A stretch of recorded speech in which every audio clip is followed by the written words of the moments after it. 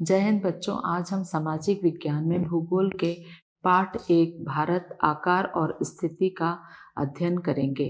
प्रत्येक देश की संस्कृति अलग अलग है और हमारा देश भारत विश्व के प्राचीनतम संस्कृतियों में से एक है। पिछले 5 दशक अर्थात लगभग 50 सालों से भारत ने सामाजिक आर्थिक रूप से बहुत उन्नति की है। प्रत्येक क्षेत्र, चाहे वह कृषि हो, उद्योग हो, तकनीक हो, सभी क्षेत्रों में अद्भुत प्रगति हुई है। भारत का विश्व इतिहास में भी महत्वपूर्ण योगदान रहा है। सबसे पहले हम भारत की स्थिति के बारे में समझेंगे। आप सभी जानते हैं कि भारत एक विशाल देश है, परंतु यह कहाँ पर स्थित है? संसार का मानचित्र हम देखते हैं तो भारत उत्तरी गोलार्ध में स्थित है। गोलार्ध का अर्थ है आधा गोला। पृथ्वी 2 गोलार्धों में बटी है, उत्तरी गोलार्ध और दक्षिणी गोलार्ध। इसका मुख्य भाग 8 डिग्री 4 मिनट उत्तर से 37 डिग्री 6 मिनट उत्तर अक्षांश तथा 68 डिग्री 7 मिनट पूर्व से 97 डिग्री 25 मिनट पूर्व देशांतर तक है। बच्चों, आपने ग्लोब देखा होगा, उसमें पूरे विश्व का नक्शा दिखाया जाता है। उस पर हमें कुछ रेखाएं दिखाई देती हैं। जो आड़ी रेखाएं दिखाई देती हैं उन्हें अक्षांश लैटिट्यूड कहा जाता है और जो खड़ी रेखाएं होती हैं उन्हें देशांतर लॉन्गिट्यूड कहा जाता है। इन्हें पृथ्वी के केंद्र से नापा जाता है जो 0 डिग्री है। देशांतर की मध्य रेखा मानक यामोत्तर है जो 180 डिग्री पर है। कर्क रेखा 23 डिग्री 30 मिनट उत्तर की ओर, मकर रेखा 23 डिग्री 30 मिनट दक्षिण की ओर। ये अक्षांश रेखाएं हैं। 1 डिग्री बराबर 60 मिनट और 1 मिनट बराबर 60 सेकेंड और 1 डिग्री से दूसरी डिग्री के बीच में 110 किलोमीटर का फासला होता है। इन रेखाओं का बहुत महत्व है। इनसे हमें किसी भी देश की सही स्थिति का पता चलता है। कर्क रेखा 23 डिग्री 30 मिनट उत्तर में देश को लगभग 2 बराबर भागों में बांटती है। आपने प्रत्येक मानचित्र में कर्क रेखा को देखा होगा। अब हम देखते हैं कि भूभाग अर्थात जमीन या भूमि, जैसा कि हमें मानचित्र में दिखाई देता है कि भारत तीनों तरफ से पानी से घिरा हुआ है, अर्थात तीनों ओर समुद्र है। इसके दक्षिण पूर्व की ओर बंगाल की खाड़ी में अंडमान और निकोबार द्वीप समूह स्थित है तथा दक्षिण पश्चिम की ओर अरब सागर में लक्षद्वीप द्वीप समूह है। आप जानते होंगे कि भारत राज्यों का एक संघ है और भारतीय संघ राज्य का सबसे दक्षिणी बिंदु, जिसे इंदिरा बिंदु कहा जाता था। 26 दिसंबर सन 2004 में हिंद महासागर में भूकंप और सुनामी लहर आई थी। इसमें मरने वालों की संख्या लगभग 2 लाख थी। सबसे ज़्यादा लोग सुमात्रा द्वीप पर मारे गए थे। हमारे देश भारत में भी इसका अत्यधिक प्रभाव पड़ा था। सन 2004 में सुनामी लहरों के कारण समुद्र में इंदिरा बिंदु जलमग्न हो गया। अब हम इसके आकार की बात करते हैं। भारत के भूभाग का कुल क्षेत्रफल लगभग 32.8 लाख वर्ग किलोमीटर है। भारत का क्षेत्रफल विश्व के कुल भौगोलिक क्षेत्रफल का 2.4% है। भारत विश्व का 7वां बड़ा देश है।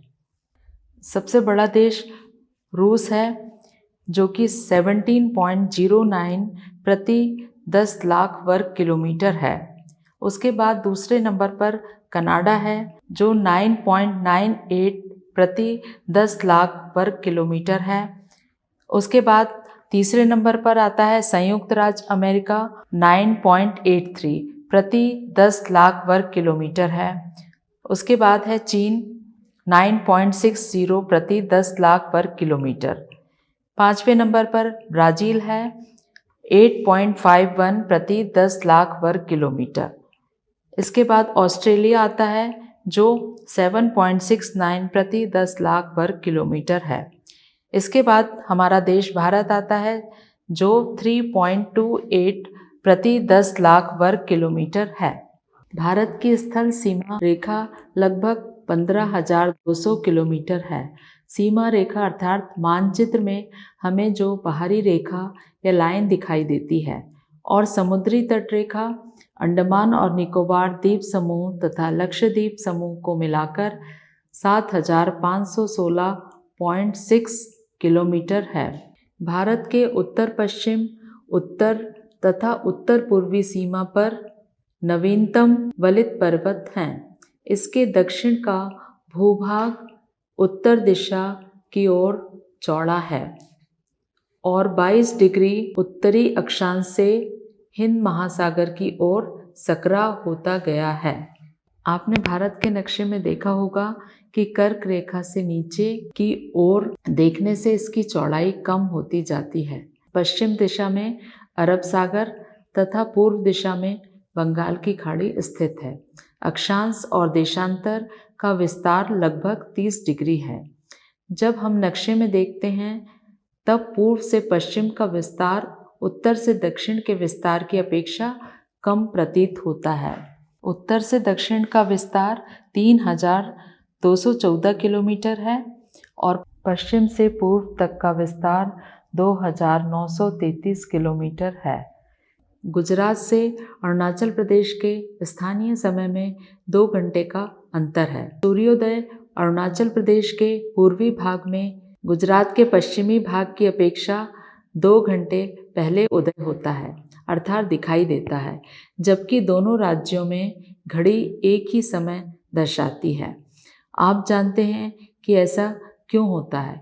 क्योंकि भारत में 82 डिग्री 30 मिनट पूर्व देशांतर रेखा को भारत की मानक याम्योत्तर माना गया है, जिसे स्टैंडर्ड मेरिडियन कहते हैं, जो कि उत्तर प्रदेश में मिर्ज़ापुर से गुजरती है।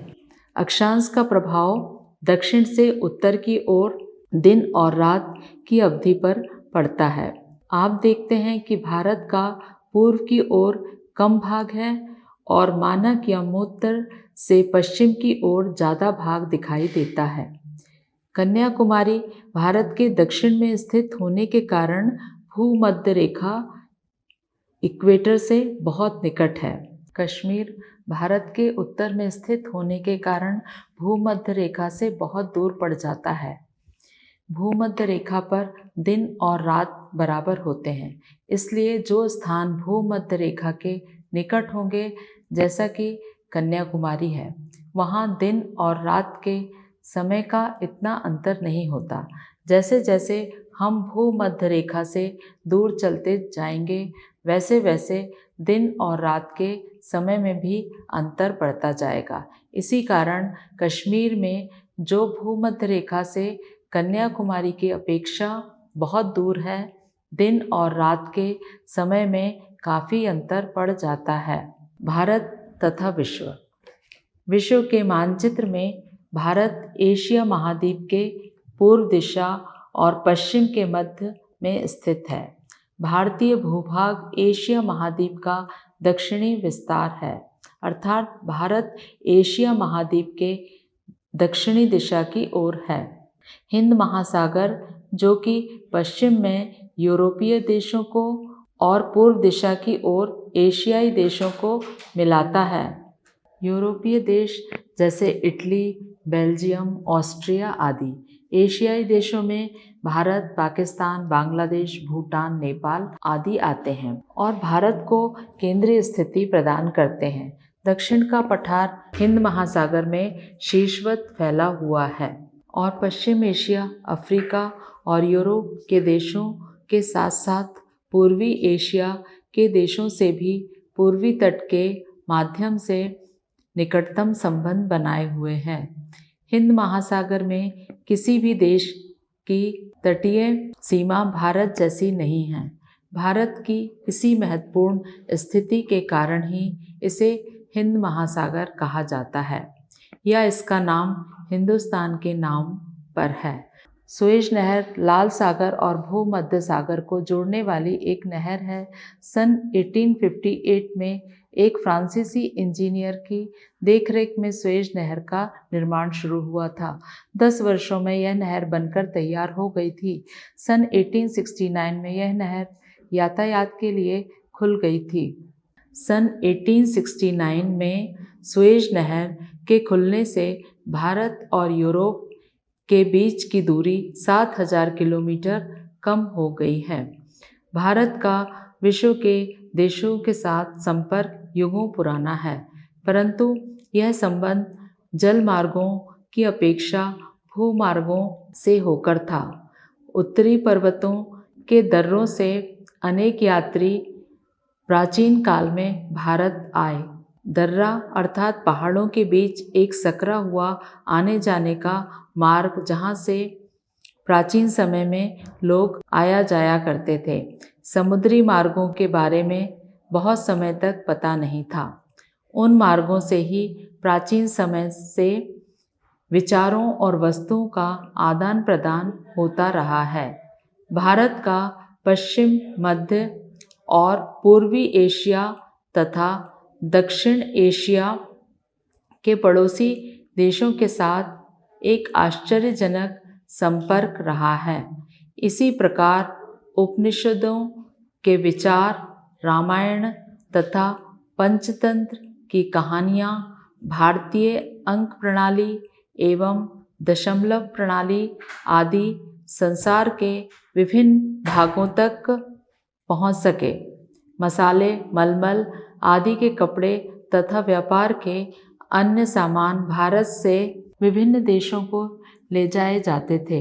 इसके विपरीत यूनानी स्थापत्य कला अर्थात भवन बनाने की कला तथा पश्चिमी एशिया की वास्तुकला मतलब बिल्डिंग अथवा मकान बनाने की कला के प्रतीक मीनारों तथा गुंबदों का प्रभाव हमारे देश के विभिन्न भागों में देखा जाता है।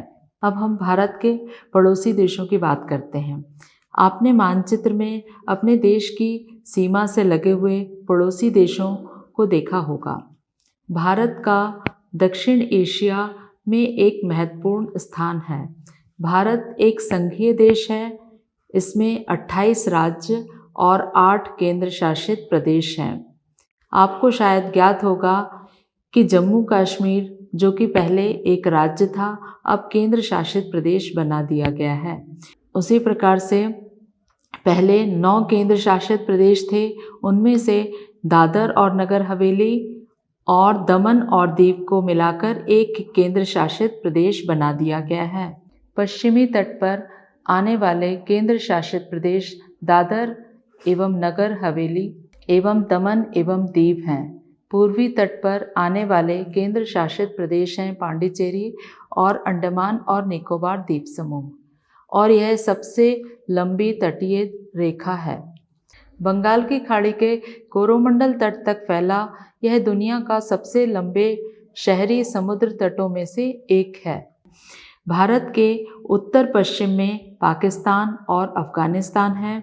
भारत के उत्तर में चीन, नेपाल और भूटान है तथा पूर्व में म्यांमार व बांग्लादेश हैं तथा दक्षिण में समुद्र पार हमारे पड़ोसी देश 2 द्वीप समूह श्रीलंका और मालदीव हैं। भारत और श्रीलंका के बीच में छोटा समुद्री रास्ता है जिसे पाक जल संधि तथा मन्नार की खाड़ी कहते हैं। मालदीव लक्षद्वीप समूह के दक्षिण में स्थित है। पाकिस्तान की सीमा को राजस्थान और गुजरात राज्य स्पर्श करते हैं। चीन की सीमा को हिमाचल प्रदेश, उत्तराखंड, सिक्किम और अरुणाचल प्रदेश स्पर्श करते हैं। म्यांमार की सीमा को अरुणाचल प्रदेश, नागालैंड, मिजोरम और मणिपुर राज्य स्पर्श करते हैं। बांग्लादेश की सीमा को मेघालय, पश्चिम बंगाल और आसाम राज्य स्पर्श करते हैं। ये सभी हमारे पड़ोसी देश हैं जो हमारे देश के राज्यों को स्पर्श करते हैं। हरियाणा, झारखंड, मध्य प्रदेश एवं छत्तीसगढ़ ये ऐसे राज्य हैं जो अंतर्राष्ट्रीय सीमा को स्पर्श नहीं करते हैं।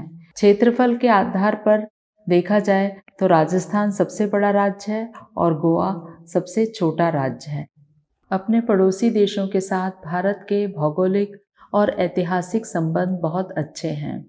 एशिया के मानचित्र में भारत अलग ही दिखाई देता है। हमारे देश को आज़ादी मिलने से पहले अर्थात सन 1947 से पूर्व भारत में दो प्रकार के राज्य थे, एक प्रांत और दूसरा रियासत। अंग्रेज अधिकारी प्रांतों पर शासन करते थे, जिन्हें वाइसराय द्वारा नियुक्त किया जाता था। रियासतों का शासन स्थानीय शासकों द्वारा पैतृकता के आधार पर किया जाता था। पैतृकता का अर्थ है जिस राजा का शासन था, अब उसके पुत्र का शासन पर अधिकार रहेगा या होगा।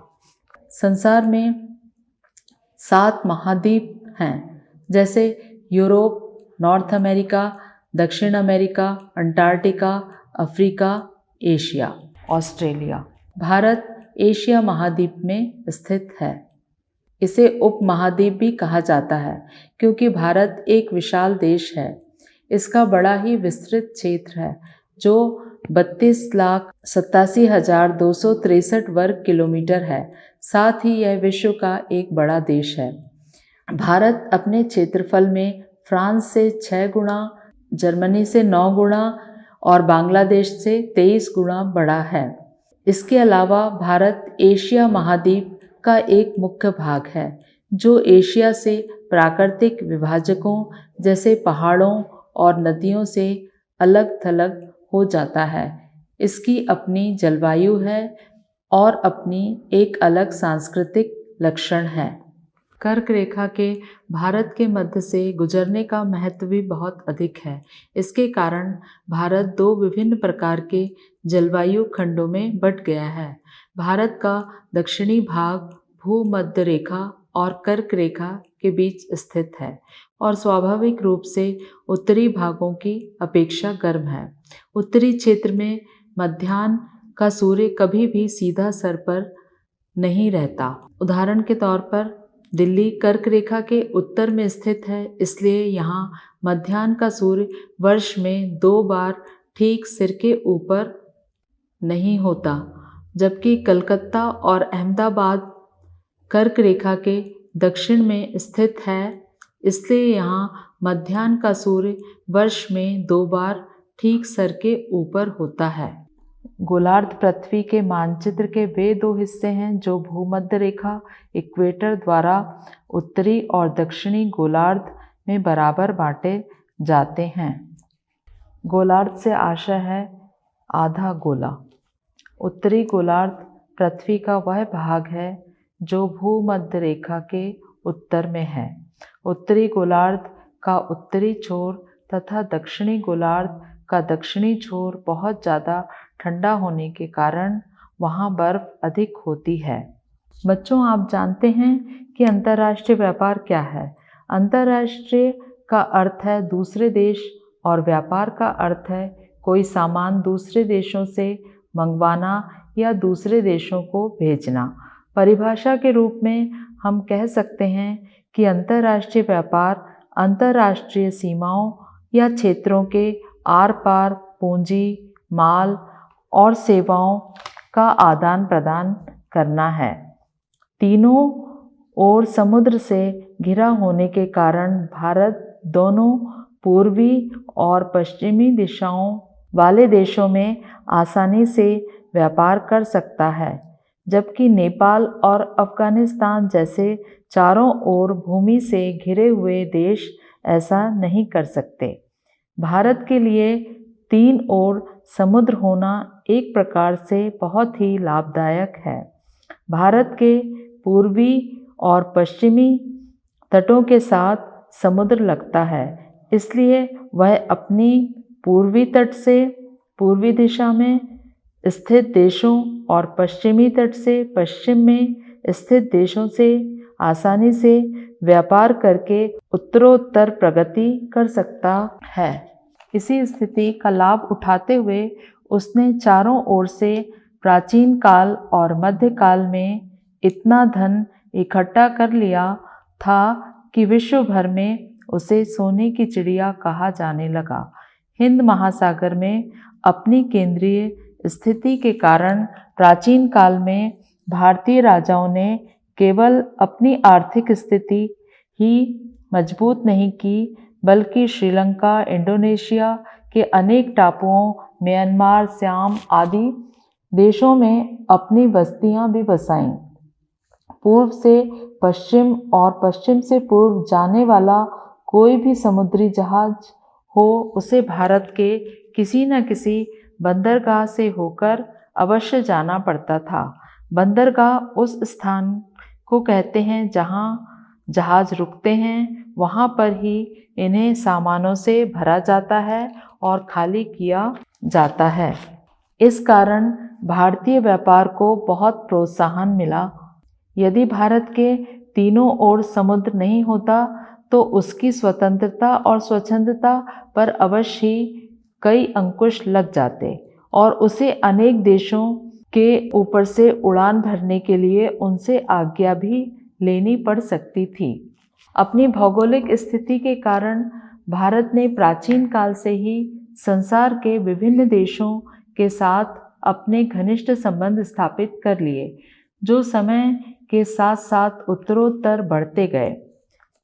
जैसे हड़प्पा की संस्कृति का अध्ययन करने से यह पता चलता है कि भारतीयों ने आज से लगभग 5000 वर्ष पूर्व मेसोपोटामिया, मिस्र, क्रीट आदि देशों से घनिष्ठ संबंध स्थापित कर लिए थे। ऐसा माना जाता है कि आर्य भारत में आने से पहले कुछ समय ईरान में भी रहे, क्योंकि आर्यों और प्राचीन ईरानियों के देवी देवता बहुत कुछ मिलते जुलते हैं। 326 ईसा पूर्व में भारत पर सिकंदर के आक्रमण के पश्चात भारत के यूनान के साथ भी अच्छे संबंध हो गए थे, जो कई शताब्दियों तक चलते रहे। चंद्रगुप्त मौर्य ने जब हिरात, कंधार और काबुल आदि के भाग यूनानियों से विजय में प्राप्त कर लिए, तब अफगानिस्तान के साथ भी भारत के मैत्रीपूर्ण संबंध हो गए। कुषाण राजाओं के काल में जब सम्राट कनिष्क ने अफगानिस्तान, बैक्ट्रिया, काशगर, खातून और यारकंद आदि देशों पर विजय प्राप्त कर ली, तब मध्य एशिया के साथ भारत के संबंध सुदृढ़ हो गए। कलिंग और बंगाल के एवं चोल आदि शासकों के प्रयत्नों से जब भारतीय दक्षिणी और दक्षिण पूर्वी एशिया के विभिन्न देशों जैसे जावा, सुमात्रा, बाली, बर्नियो, कंबोडिया, चंपास्थान आदि में गए, तो इन देशों के साथ भारत के मैत्रीतापूर्ण संबंध हो गए। मध्यकाल में दिल्ली के सुल्तानों तथा मुगल शासकों ने विदेशों के साथ अपने संबंधों को बनाए रखा।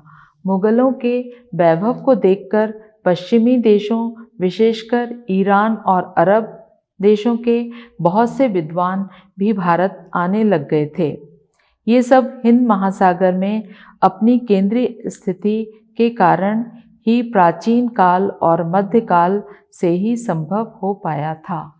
बच्चों, ये कुछ परियोजना कार्य हैं जिन्हें आप करने की कोशिश करिए। परियोजना कार्य नंबर 1, बच्चों आपको भारत के नक्शे में 28 राज्यों और केंद्र शासित प्रदेशों को दर्शाते हुए तथा हमारे देश से लगे हुए पड़ोसी देशों की अंतर्राष्ट्रीय सीमा और भारत की राज्य सीमा को दर्शाते हुए मानचित्र बनाना है। परियोजना 2, भारत के मानचित्र में भारत का विस्तार पश्चिम से पूर्व और उत्तर से दक्षिण तक एवं मानक यामोत्तर को मानचित्र पर दर्शाने की कोशिश कीजिए। बच्चों, आशा करती हूँ आपको आज का पाठ भारत आकार और स्थिति समझ में आया होगा। इससे संबंधित कुछ प्रश्न हैं, इन्हें आप करने की कोशिश करिए। प्रश्न नंबर 1, अरब सागर तथा बंगाल की खाड़ी में स्थित द्वीप समूह के नाम बताइए। दक्षिण में कौन कौन से द्वीपीय देश हमारे पड़ोसी हैं। प्रश्न नंबर 2, उन देशों के नाम बताइए जो क्षेत्रफल में भारत से बड़े हैं।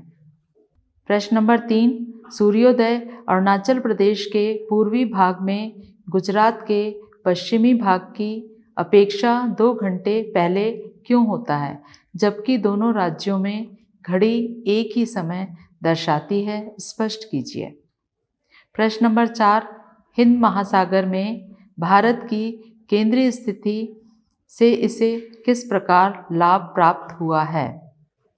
प्रश्न नंबर 5, भारत में किन किन राज्यों से कर्क रेखा गुजरती है, उनके नाम बताइए। प्रश्न नंबर 6, हमारे उत्तर पश्चिमी, उत्तरी तथा उत्तर पूर्वी पड़ोसी देशों के नाम बताइए। बच्चों, हमारी आज की कक्षा यहीं समाप्त होती है। अगली कक्षा में हम फिर मिलेंगे। जय हिंद।